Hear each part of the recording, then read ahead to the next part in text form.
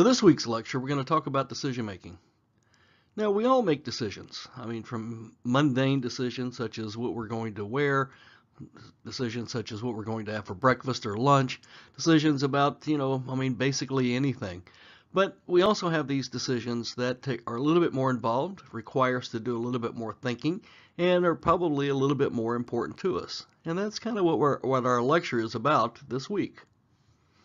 So when we think about decision making, we're going through and we do have a process. Our brain works in such a way that we are trying to make sense of any new information that we need to put inside our head and to go through and basically set up a mechanism, if you will, to be able to reach, hopefully, good decisions. So let's dive into that to look at basically the model for decision making. Now, the decision-making process is basically 5 steps. First, problem recognition. We search for information. Then we evaluate the information that we have acquired. We make a purchase decision. We haven't purchased yet. And then we basically look at the post-purchase behavior after we have used or consumed the product. Well, let's look at each one of these in turn.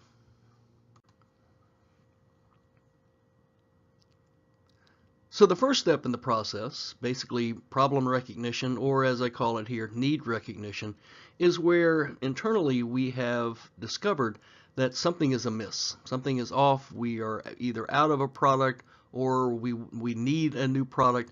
Something has triggered us to basically understand that there is an imbalance basically in our lives in many ways. And this part of this first step of the process can be triggered internally. For example, you're hungry and your stomach's kind of giving a little rumble and you realize, hey, I haven't had lunch today. It can also be triggered from an external perspective. If you get on in your car around lunchtime and you're turning on and listening to the radio, you may hear a lot of ads from restaurants that are telling you, hey, come eat here. Well, they're basically telling you, and because they know you're in the car, you're probably likely to wanting to get something to eat about that time. So they may be telling you and reminding you, hey, you need to eat something. I know that for myself, oftentimes I will become so busy, either writing or grading papers or something, that I forget to eat. And then it's not until I look up and it's 3 o'clock in the afternoon or 4 o'clock in the afternoon that I realize, hey, it's, I need a little something to eat. So again, the aspect of need recognition comes to us from many different sources.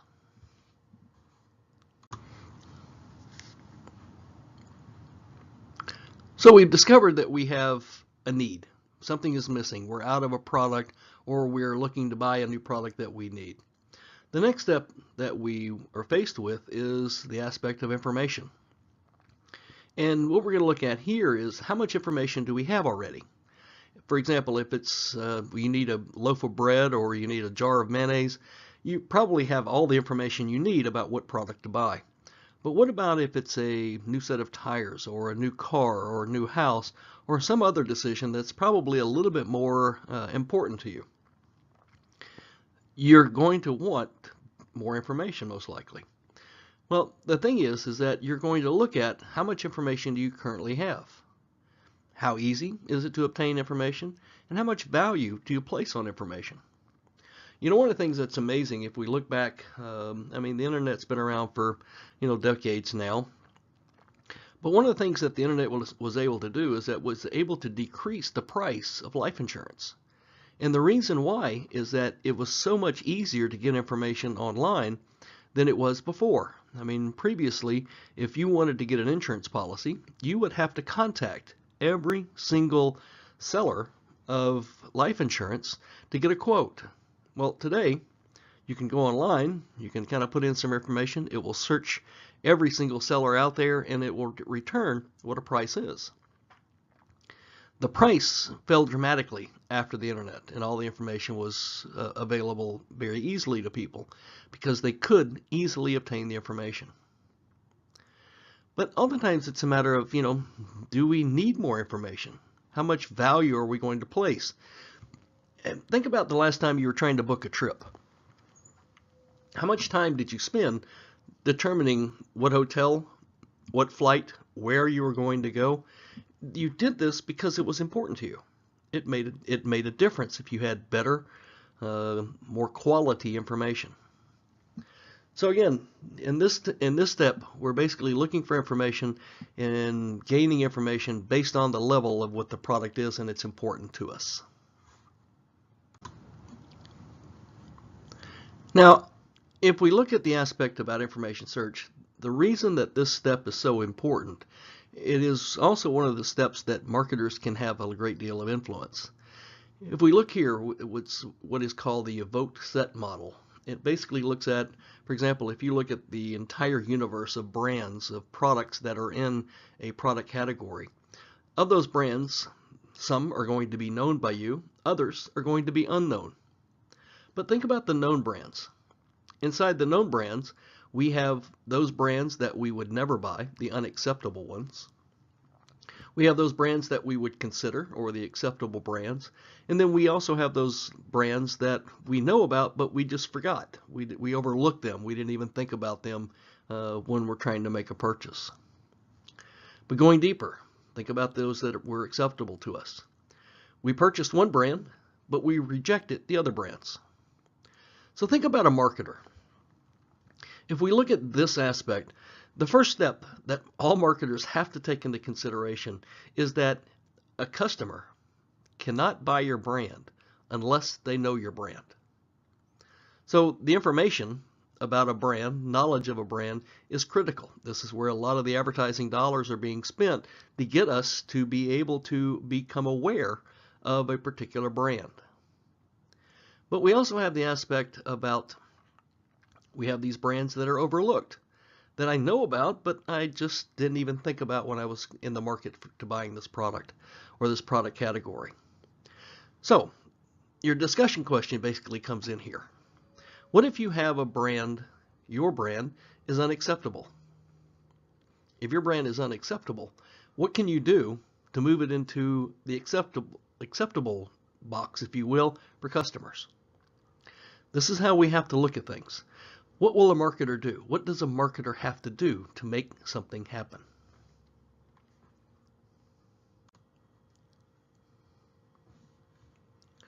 All right, so after we have gone through and we've discovered our need and we've gained information, as much information as we think we require for this product category, we are going to go through now and we're going to evaluate the different alternatives that are out there. Now, the process, of course, is going to vary based on the product type and based on the product category that we're looking at. And oftentimes, we're going to be very careful. We're going to be very logical in our decision making. Other times, we may buy something just purely on impulse. And others, because it is so valuable, so important to us, we are going to seek advice from people that might have more information than others, or more information than we do.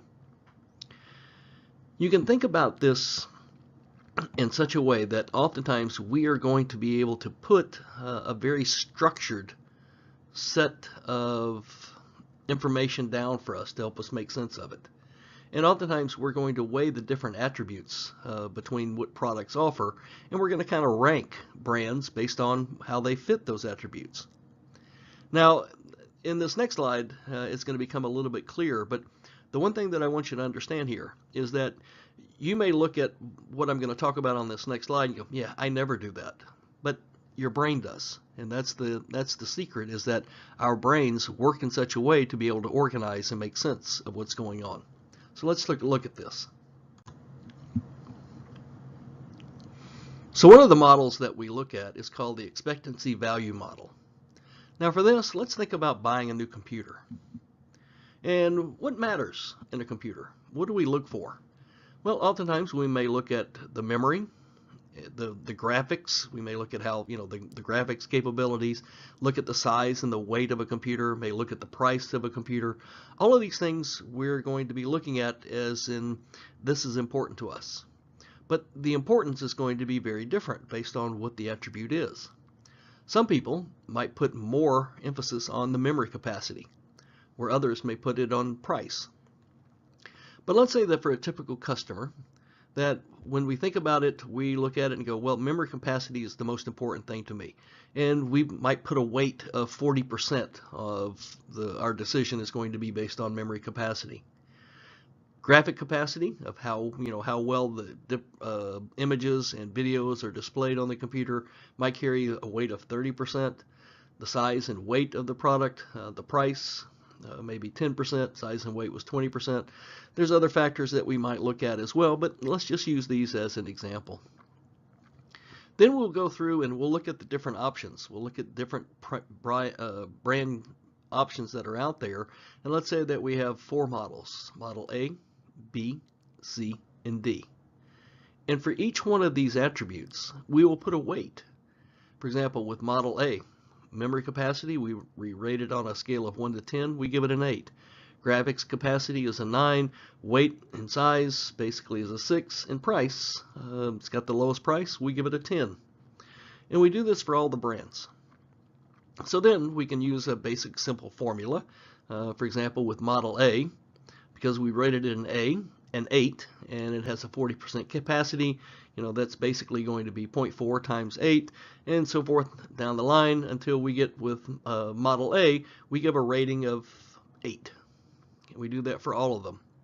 Now, like I said, you may not sit down and create a spreadsheet of all of this, but your brain is doing something very similar to it. It's trying to make sense of what matters. What's the trade-off? If I get more capacity for memory, but I have to pay a higher price, what's it going to be? So again, we do make these type of decisions using models such as this.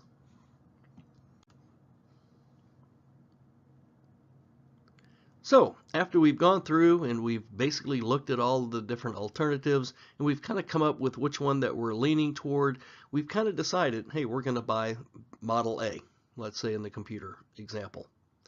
We've decided to buy Model A, but we still have not purchased it. We've only made the decision to buy. The thing to understand here is that choice can still be altered. And one of the things to keep in mind is that marketers, brands, go to a lot of effort in trying to alter people's decisions at the final point of decision, which is at the point of purchase. And we can, for example, let's say that you're going to buy a new computer and you go to, say, Best Buy. You walk into Best Buy and you're going to get Model A, and the salesperson there goes, wait, before you buy that, here's another model that is just come to the market, so you're getting new information. This model has basically, all of these different attributes, and you've got new information, and you might change your mind. Something else could happen as well. Imagine you walk into Best Buy, you're going to buy Model A, and they're out of it. What do? If you want that computer today, you may switch and change and buy something else. Or what if the price has changed? What if you go in and they've got, for example, Model D, which had kind of the same kind of rating, but it was actually $75 off, and it changed the price equation. So all of these different factors can be put into place even at that last point of purchase.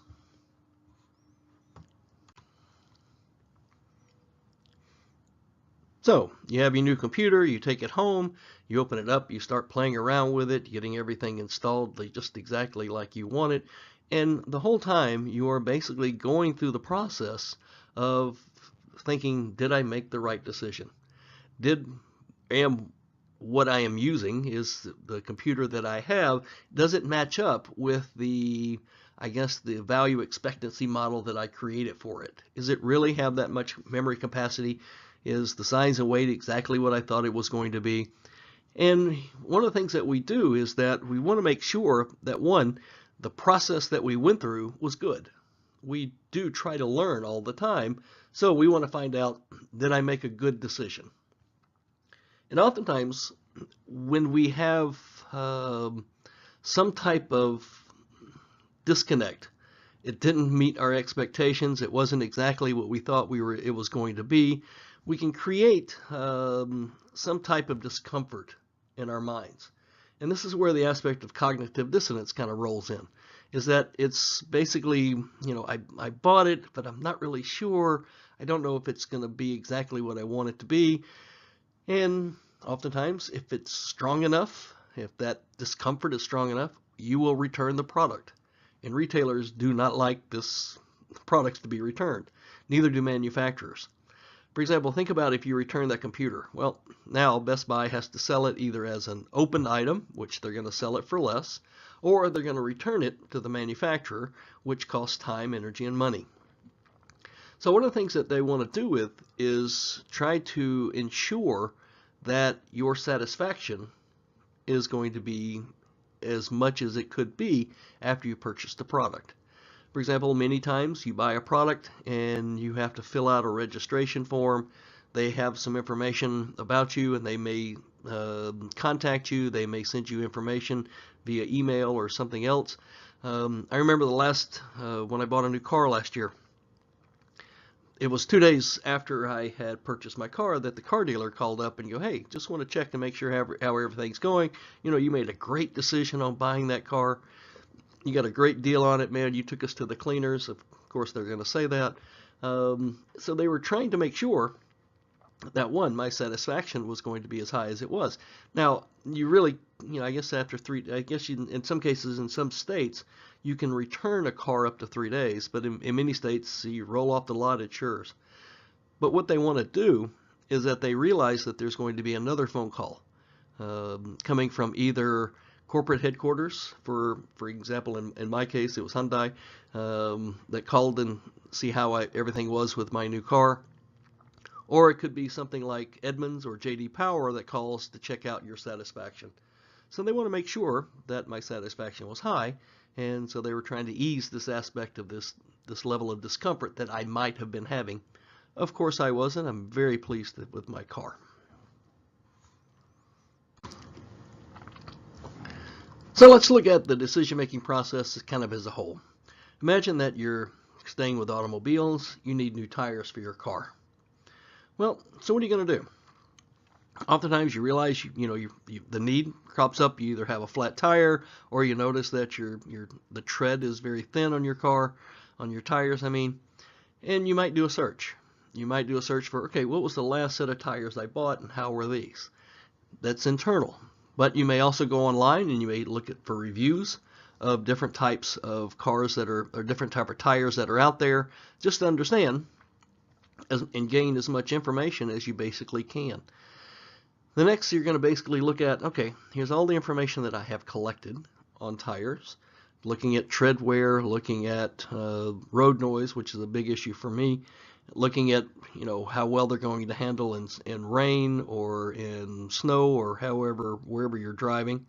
And so you're evaluating all of the different options based on how long is that tire going to last, what's the price, all of these different factors.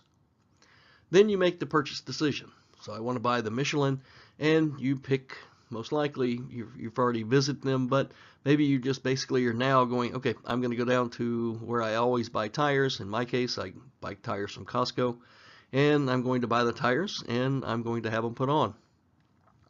Typically with a decision like this, I don't think about my tires anymore, because again, it's something I have to have on my car, and I've always bought the same brand. But what if it's a new brand?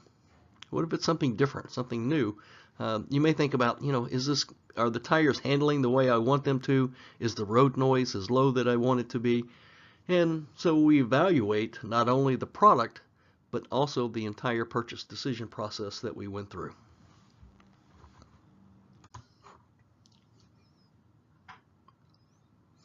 Okay, so that's it for the first lecture this week.